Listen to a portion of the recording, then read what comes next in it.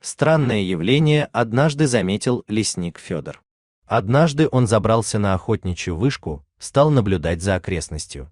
Ему нужно было выследить стадо кабанов и посчитать количество молодняка. В этом сезоне было много беременных самок, и сикачи дрались словно в последний раз. Поэтому нужно было составить квоту на их отстрел. Дикие кабаны настолько пугливы, что ни за что не подпустят к себе человека на такое расстояние, чтобы можно было посчитать по голове. А охотничья вышка в этом помогает. Федор забрался по лестнице и спрятался в укрытии. Через какое-то время послышался топот копыт. Но это были не кабаны. Федор хорошо различал животных на слух, ведь лесником он был уже много лет. Мужчина, стараясь не шевелиться, решил посмотреть и от удивления даже забыл об осторожности и встал из укрытия в полный рост. Вышка была высоко, и животные вряд ли заметили бы его движение. Мимо вышки пробегали стаи волков, а за ними лошадь. Лошадь в стае волков? Кто бы мог такое представить?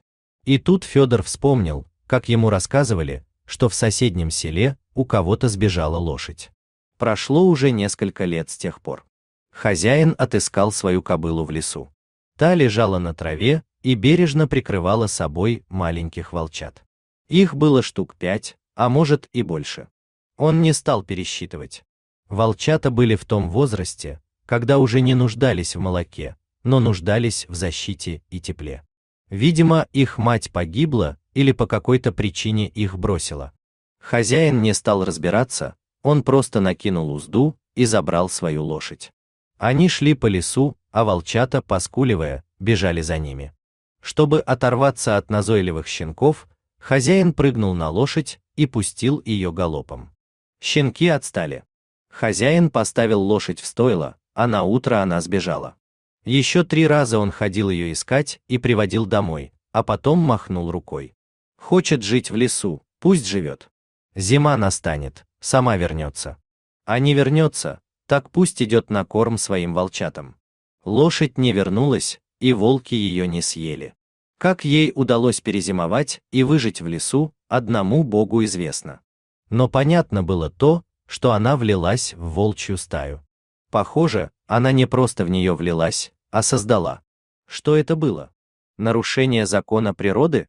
Лошадь в волчьей стае или волки в табуне? Но тем не менее, после того, как хозяин забыл о своей лошади, многие видели эту странную семейку вместе. Федор не верил этой байке, хотя было немало очевидцев в деревне. И вот теперь он стал одним из них. Хочешь верь своим глазам, а хочешь нет, но на полном скаку мимо него пронеслась стая. Лишь об одном жалел Федор, что не взял с собой ни телефон с камерой, ни фотоаппарат.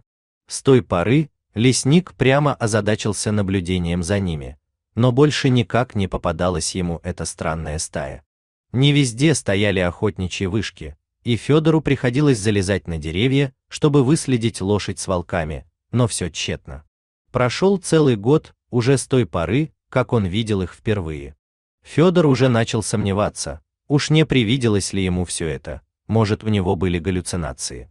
И вот на небольшом участке леса, где еще прятались посеревшие кучки снега, Федор увидел следы волков и лошадиных копыт. Федор вычислил направление и пошел по следу. Дальше на песчаном берегу тоже встречались следы лошадиных копыт и волчьих лап. Значит, он шел в правильном направлении. Еще издалека Федор заметил странную семью.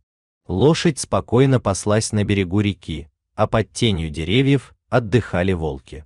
Наверное, неопытный человек бы подумал, что волки выследили добычу и собираются напасть. Но Федор сразу понял, что ничего такого не происходит. Волки были расслаблены. Они катались по траве, чесали лапами за ухом и зевали.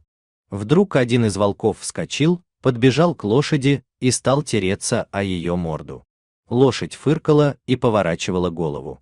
Они явно радовались друг другу. В этот раз Федор наделал целую кучу фотографий. И уже дома, рассматривая каждую, он вдруг заметил, что бок у лошади сильно раздут. Не было сомнений, лошадь была беременна. Вот это новость! Волчья мама решила произвести на свет жеребенка. И ведь нашла же себе где-то пару. Но, как говорится, дело не хитрое. Повстречалась где-то лошадка с конем. С той поры Федор следил за лошадью почти неустанно. Он сильно переживал за жеребенка. Как бы волки не проявили свой охотничий инстинкт и не съели малыша. В один из дней Федор немного задержался. Все-таки у лесника очень много работы. Уже издали он услышал какие-то странные хрипы и стоны. Он понял, что лошадь рожает и ей плохо. Но лесник все-таки боялся волков. Федор быстро залез на дерево и увидел странную картину. Лошадь действительно рожала. Вот только жеребенок никак не выходил. Судя по рассказам, лошадь была уже не молода. И тут волки стали вытаскивать жеребенка. Они упирались лапами и тянули на себя. И вот, наконец, случилось. Жеребенок был на свободе. Лошадь вздохнула и замерла. Федор не обращал на нее никакого внимания. Его гораздо больше заботил жеребенок. Лишь бы только волки его не съели. Но серые хищники, выращенные лошадью, стали облизывать малыша. Они явно приняли его как своего. В течение часа он должен был встать на ноги и уже бегать со своей матерью на тонких ножках. Больше Федору здесь было нечего делать. Он решил оставить эту странную семью в покое. Лесник спустился с дерева и отправился домой. Вечером он услышал какой-то шум на пороге своего дома. Открыв дверь, Федор обомлел. Вокруг стояли волки, а из-за угла пугливо выглядывал маленький пушистый жеребенок. Лошади нигде не было. Жеребенок был той же масти, что и мать, только он был мальчиком. Малыш сделал шаг навстречу человеку и осторожно вытянул шею. Один волк подталкивал его в сторону лесника. Жеребенок сделал еще шаг и вдруг прижался к леснику. Наверное, все-таки за те дни, что он следил за странным семейством, волки запомнили его запах.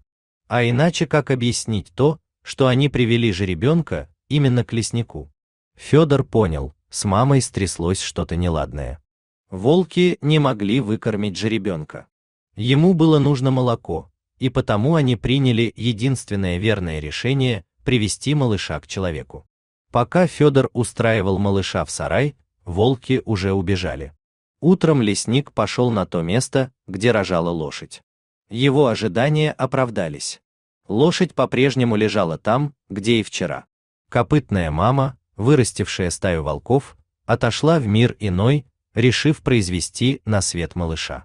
Ее нельзя было оставить просто так. Федор похоронил лошадь на берегу, там, где она так любила пастись и щипать сочную травку. Теперь его заботой было вырастить малыша. Жеребенок рос не по дням, а по часам, и на следующий год уже был прекрасным молодым конем. Волков с той поры Федор не видел, и это его беспокоило. Весной в районе объявились браконьеры. Похоже, что одного за другим они перестреляли всех волков, а Федор даже и не знал, сколько в стае самок и самцов. Ему так и не удалось подобраться к ним. Однажды, объезжая окрестности уже на своем коне, Федор почувствовал, что жеребец тянет его вправо. Лесник решил довериться коню. Жеребец подошел к густым кустам и сунул туда морду. Федор услышал, как конь что-то лижет своим большим шершавым языком. Он опешил и раздвинул кусты. На земле лежали маленькие одинокие волчата. Конь принял их за своих. Наверное, их мама погибла от рук браконьеров, а маленькие щенки спаслись. Федор взял их на руки. Они с конем побрели тихо домой. Круг замкнулся. Лошадь нашла волчат, вырастила. Они помогли ей принять роды, а затем жеребенок нашел осиротевших волчат. Федор и его конь стали воспитывать их. Надо было вырастить новую стаю. Дорогие зрители, если вам понравилась эта история, обязательно поставьте палец вверх и поделитесь этим рассказом со своими друзьями. Если вы впервые на этом канале и еще не подписаны, рекомендую подписаться прямо сейчас, чтобы не пропустить очередную захватывающую историю.